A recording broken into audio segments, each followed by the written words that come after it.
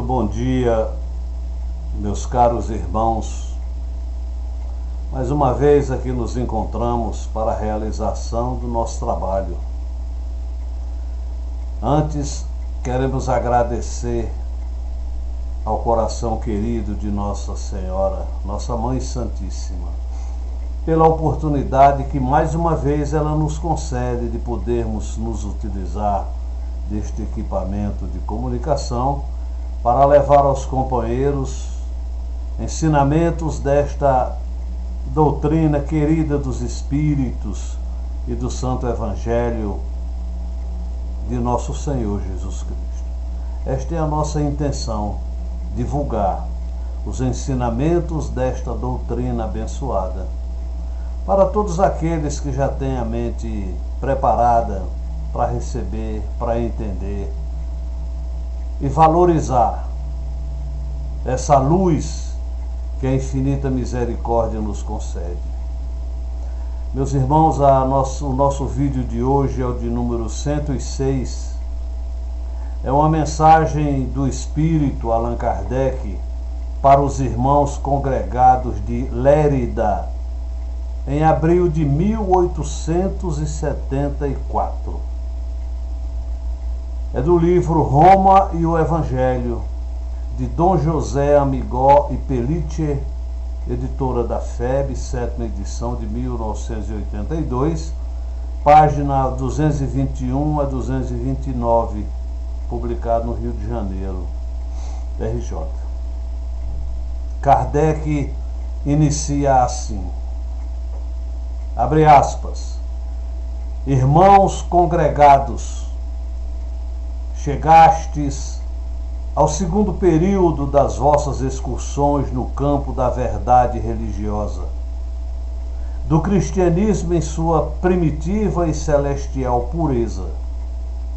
No primeiro período estudastes, observastes, enchestes a vossa mente e o vosso coração com as verdades que, como luminosos raios do sol da inteligência, varreram as nuvens amontoadas no céu das vossas convicções e pudestes alimentar-vos com os sentimentos que nascem e se desenvolvem ao puríssimo calor dos dons e das graças do Altíssimo. Ditosos sereis, se souberdes aproveitar das riquezas semeadas sob os vossos passos, no primeiro período dos vossos ensaios e estudos religiosos. Entrastes no segundo período, irmãos congregados, e venho fazer-vos algumas indicações, que espero e vos rogo não ouvideis.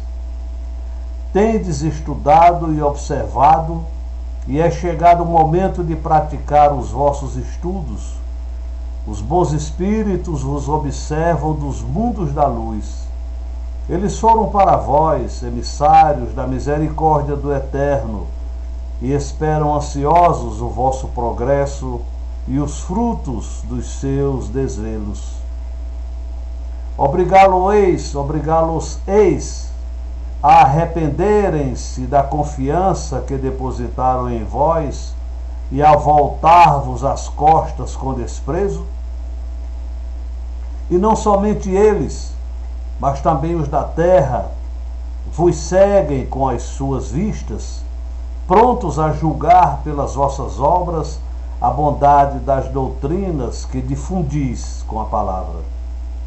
Sois cristãos ou não? Respondei. Se o sois, não me respondais com a palavra, mas com os vossos sentimentos e com a vossa conduta. Em vão direis que o sois, se as vossas obras desmentirem o que a vossa língua afirma, porque só passa como verdadeiro cristão aquele que tem o Cristo no coração e trilha as veredas da caridade que o Cristo abriu à humanidade inteira. Em vão Ficareis entusiasmados com a leitura das revelações obtidas, se não traduzirdes o vosso entusiasmo em fatos que se harmonizem com a magnitude das instruções reveladas. Ignorais, porventura, que os erros da igreja pequena tiveram princípio no falso cristianismo do coração de seus doutores? Assim, se o vosso coração não tiver em mira a caridade e a humildade, sereis abandonados pelo gênio do verdadeiro cristianismo, que vos cobriu com as suas asas. Divagareis de novo, pelas solidões do espírito, castigo das almas frívolas e infecundas para o bem.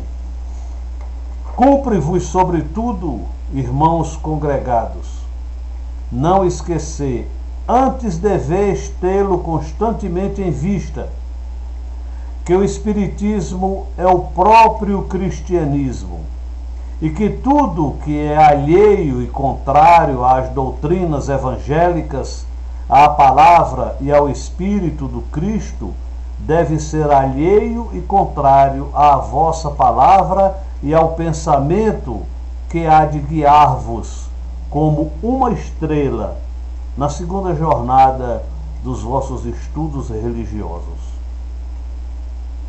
Alheio e contrário à palavra e ao Espírito de Jesus é o domínio do orgulho. Alheia e contrária é a hipocrisia. Alheio e contrário é o apego aos prazeres e bens temporários. Alheios e contrários são o egoísmo, a ociosidade, os zelos invejosos, a revolta, o ódio e a lisonja. Em uma palavra, tudo aquilo que alheio e contrário aos conselhos e preceitos de uma consciência sã e ilustrada. É contrário e alheio à seiva do cristianismo, e é para vós uma árvore de prova e um fruto de proibição. A cena bíblica do paraíso repete-se todos os dias. A árvore da ciência não morreu. Cresce e estende os seus ramos sobre a terra, e a serpente enroscada no tronco da árvore, se não no coração de cada um dos homens, convida-os com os seus mentidos afagos à infração do preceito. Leio no vosso pensamento, e discorrendo sobre o maior ou menor preço das minhas palavras, vejo que dizeis convosco: amor, caridade, simplicidade, adoração, pureza. Tudo isso é muito bom, mas já o sabíamos. Era melhor que nos falassem de outros pontos por nós ignorados, de alguma coisa que se refira ao mundo dos espíritos e à sua admirável ação. Para que repetir-nos hoje, amanhã e sempre os mesmos conselhos e preceitos? Ó irmãos congregados, julgais que os espíritos de conselho tenham por missão satisfazer a vã curiosidade, o orgulho, o amor próprio e os caprichos dos homens? Não sejais injustos, eu vô-lo rogo, em benefício de vós mesmos, e, a fim de que julgueis com mais acerto e retidão, propunho-me a falar-vos também do formoso, do celestial ministério dos espíritos de luz. Antes, porém, tenho de falar-vos de outras coisas que vos tocam mais de perto, porque se referem a vós. Antes de vos elevardes sobre as nuvens, é necessário que conheçais a terra, que os vossos pés pisam, e os laços que a ela vos prendem. eu deixaria de cumprir a missão que me traz ao vosso centro, se, oferecendo à vossa consideração o belíssimo quadro das harmonias celestes, deixasse de mostrar-vos o caminho pelo qual podeis em pouco tempo entrar no gozo dessas venturosas harmonias. Sem o consolador auxílio da providência, que nunca deixa as criaturas abandonadas às suas próprias forças, em vão buscareis elevar-vos sobre as misérias da terra e sobre o lodo das debilidades humanas. As vossas asas inexperientes se derreteriam ao sopro corrupto e abrasador das paixões engendradas pelo egoísmo e pelo orgulho. Uma só palavra explica e sintetiza toda a moral, toda a lei e toda a revelação, desde o começo do mundo até hoje. A fórmula universal do progresso, da virtude e da felicidade é o próprio Verbo divino revelado, e a luz que sobre os homens ele irradia das alturas do pensamento infinito. Será preciso citar-vos essa palavra? Julgo que não, porque sem esforço ela vos ocorrerá a todos, mas seria melhor, muito melhor que, em vez de tê-la escrita na vossa mente, a sentisseis, enchendo o vosso coração e comovendo incessantemente as suas fibras. Pois bem, essa palavra, caridade, que todos evocais espontaneamente, sem eu precisar repeti-la, é a fórmula que sois chamados a resolver no segundo período dos vossos estudos religiosos. É a caridade prática, como no primeiro período em que discorrestes sobre as suas belezas e excelências no terreno filosófico. Já vos manifestei que o Espiritismo e o Cristianismo são a mesma coisa. Agora vos direi mais, que ambas essas palavras significam caridade, sem a qual não há espírito verdadeiramente cristão. Caridade, palavra amorosa, manjar divino das almas puras, dos espíritos de Deus. Os anjos, ao pronunciá-la, uma suave harmonia enche os céus, e uma ditosa corrente de inefáveis doçuras se estabelece entre o sólio do Altíssimo e a morada dos homens. É a escada de Jacó. Por ela sobem os ais, os desejos e as preces. Por ela descem ao coração humano os consolos, as esperanças e os primeiros crepúsculos da felicidade mortal. Mas, quão diminuto eco acha no coração do homem a palavra caridade. Muitos lábios a pronunciam, porém ela não vem do íntimo da alma. Escrita na mente, pronunciam-na com frieza, quando essa palavra devia sair envolta em turbilhões de chamas, porque a caridade é o fogo purificador que consome todas as impurezas e imperfeições das criaturas formadas pela soberana vontade. Tendes franqueado ao vosso coração o mundo das misérias humanas, vastíssimo campo em que podeis e deveis exercitar e desenvolver os germes do amor com que Deus enriqueceu as vossas almas, assim como exercitastes e cultivastes o entendimento no campo das especulações filosóficas. Pensastes e meditastes em matéria de religião. É agora chegada a ocasião de senti-la, se quiserdes ficar responsáveis pelos sentimentos recolhidos na primeira jornada da vossa viagem ao mundo da verdade. A religião é antes sentimento que conhecimento.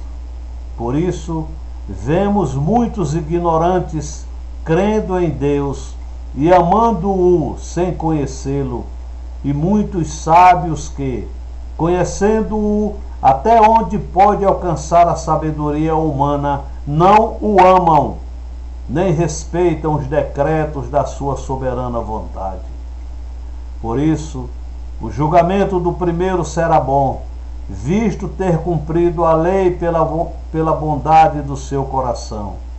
E o julgamento do segundo será o castigo, porque conheceu a lei do bem e desprezou-a com a frieza e com o orgulho do seu espírito. Nenhum homem é condenado por não saber, mas sim por deixar de sentir, porque o livro da sabedoria é um livro geralmente fechado, mas o livro do sentimento é um livro universalmente aberto. Não é dado a todos possuir os segredos da ciência, mas sim as doçuras do pensamento, as doçuras do sentimento, cujos tesouros estão à vista de todas as criaturas, disseminadas no universo pela mão da misericordiosa providência. Desde o rei dos astros, radiante e orgulhoso, até o modesto lampadário, desde o majestoso cedro que eleva a sua copa, ameaçando romper as nuvens, até a humilde erva que se alastra no solo, desde a águia até o inseto, desde o leão até o réptil e até o gusano, desde o monarca até o último dos seus servos, desde o palácio da abundância e do prazer até a choça da miséria e da dor. Em tudo se vê em outras tantas páginas do livro do sentimento, sempre aberto à consideração dos mortais.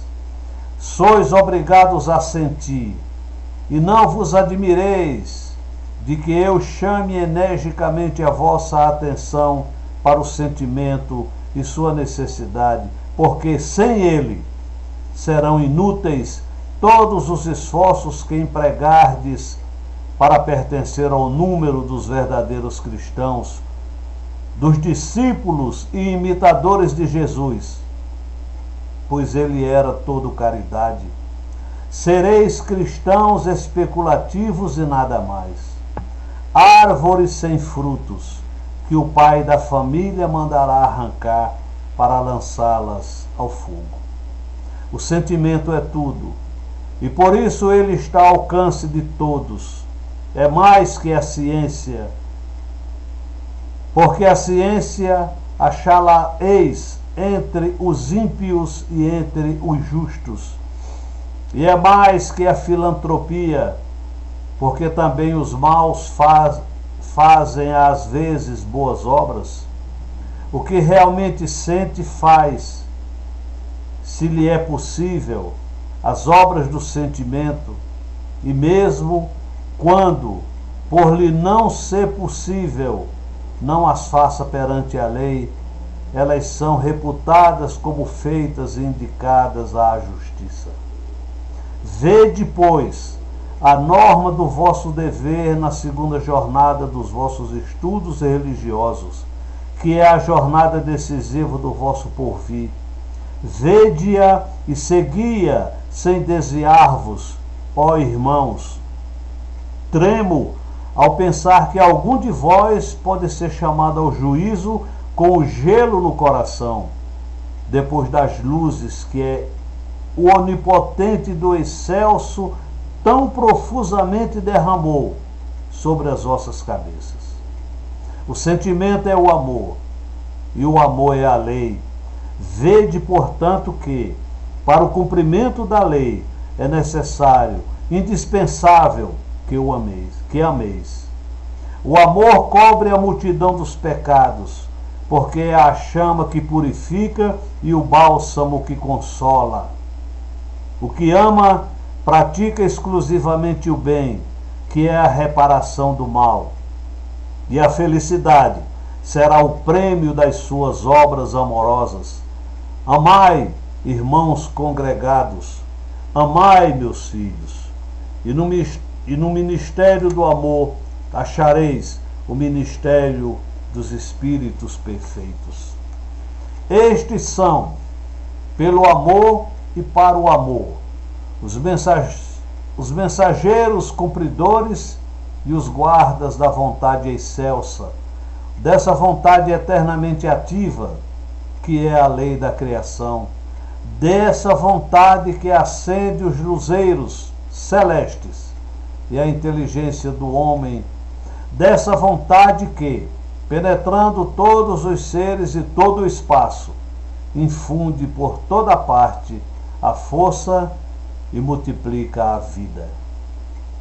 Seres de luz, os espíritos puros e perfeitos têm por missão refletir sobre os demais a luz que recebem do inextinguível foco da sabedoria de Deus.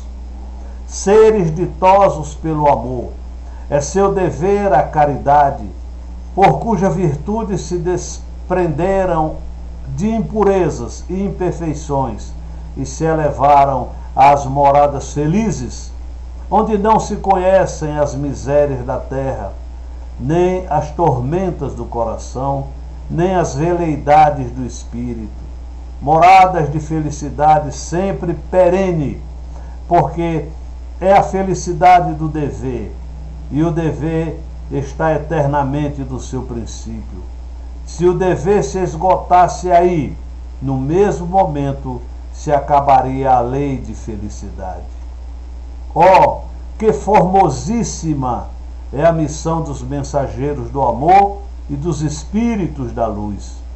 Pela luz e pelo amor, eles foram glorificados e aspiram constantemente à glorificação dos demais pelo amor e pela luz.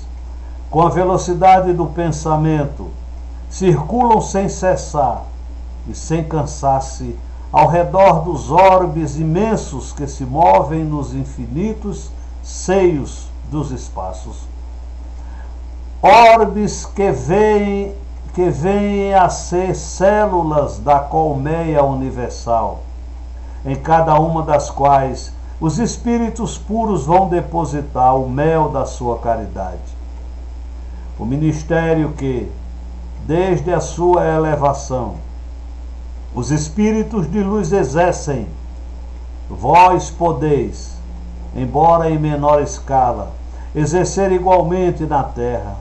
Eles veem diante de si a infinidade de mundos que necessitam do seu amor. Estais rodeados de uma infinidade de seres, para os quais o orvalho da vossa caridade é o progresso, a regeneração, a vida e a felicidade do porvir. Quantas vezes o homem que ama seus irmãos exerce a caridade, sem suspeitar que as suas obras na terra são o prelúdio de missão espiritual nas regiões celestiais. A caridade, irmãos congregados, é uma árvore cuja raiz está no misterioso e fecundo seio do Criador, e cujos ramos, carregados de frutos e perfumes, se estendem em todas as direções, derramando benéfica sombra sobre as moradas esparsas do universo, que é a casa do Senhor. Dizeis que sois espíritas, irmãos. É bom, eu vos felicito. Sois hoje melhores do que ontem? Sereis amanhã melhores do que hoje? E ireis melhorando cada dia? Comove-vos o espetáculo da natureza e a contemplação do céu? Derramais lágrimas do coração à vista das desditas alheias? Amais, caros irmãos, a mais?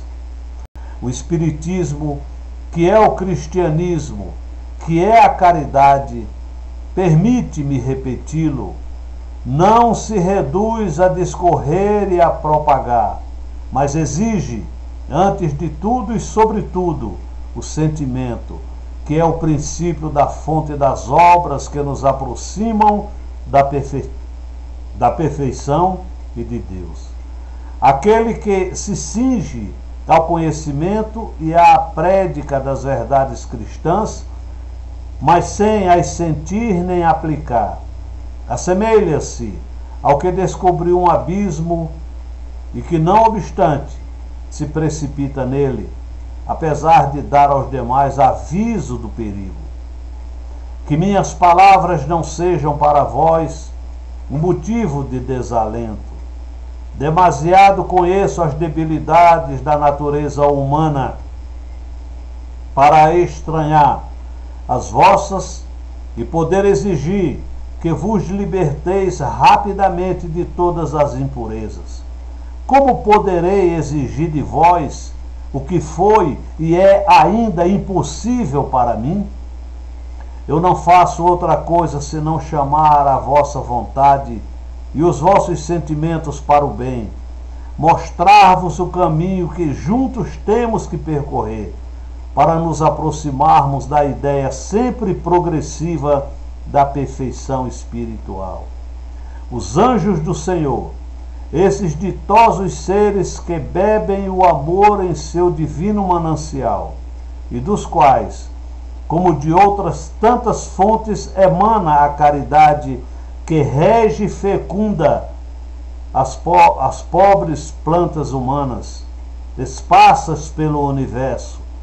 Os anjos do Senhor descerraram aos olhos de minha alma um dos véus que escondiam a luz da verdade, a fim de que eu possa fazer e faça o mesmo convosco.